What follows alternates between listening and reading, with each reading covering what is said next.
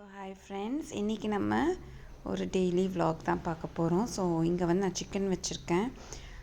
Chicken gravy மாதிரி பண்ணிடலான்ட்டு அதுக்கு முன்னாடி இந்த சிக்கனை வந்து மேரினேட் பண்ணி நம்ம கிரேவியில் சேர்க்கும்போது அது இன்னும் கொஞ்சம் டேஸ்ட்டாக இருக்கும்.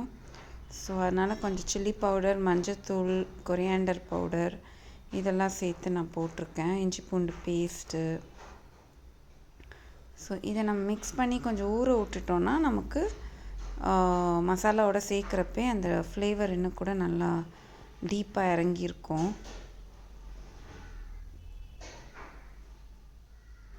ஸோ உப்பு சேர்த்துருக்கேன். அண்ட் பார்த்திங்கன்னா இப்போ இதெல்லாத்தையும் நல்லா மிக்ஸ் பண்ணிவிட்டு இது பார்த்திங்கன்னா ஜீரகத்தூள், கரம் மசாலா எல்லாமே போட்டிருக்கேன். ஸோ நல்லா மிக்ஸ் பண்ணி விட்டுருக்கேன். இது வந்து நான் ஃப்ரைக்கோ இல்லை அந்த மாதிரி பண்ணலை, அதனால் ஜஸ்ட் சும்மா ரஃப்பாக மேரினேட் பண்ணி வச்சுருக்கேன். இப்போ ஆயில் ஊற்றிக்கோங்க. ஸோ நல்லெண்ணெய் ஊற்றி சமைக்கிறப்பே ஏற்கனவே சிக்கன் சூடு, ஸோ நல்லெண்ணெய் ஊற்றி சமைக்கிறப்ப இன்னும் கூட நல்லாயிருக்கும். சோம்பு ஆட் பண்ணிக்கோங்க. ஒரு 2 வெங்காயம் ஆட் பண்ணியிருக்கேன். ஸோ இது நல்லா பொன்னிறமாக வறுத்துருங்க. நல்லா பொன்னிறமாக வதக்கிட்டு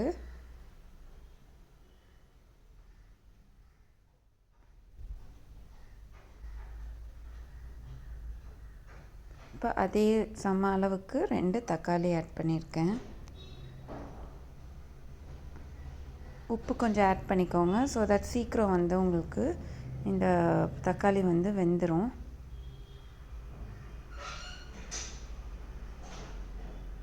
ஸோ இது கூட கொஞ்சம் மஞ்சத்தூள் ஆட் பண்ணி வதக்கிட்டுருக்கேன்.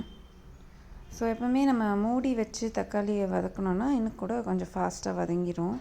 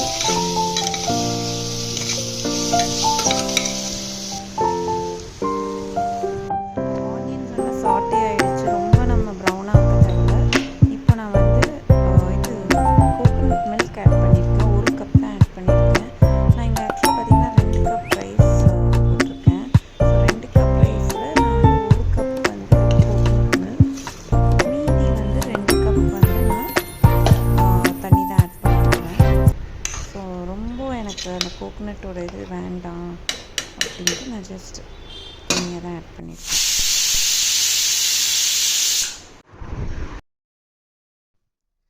ஸோ சாய் ஸ்கூல்லேருந்து வந்ததுக்கப்புறம் he was enjoying his meal. Lunch ரொம்பவே அவனுக்கு பிடிச்சிருந்தது. உங்களுக்கும் இந்த vlog ரொம்ப பிடிச்சிருக்கோன்னு நினைக்கிறேன். இன்னொரு vlogல பார்க்கலாம். பாய்.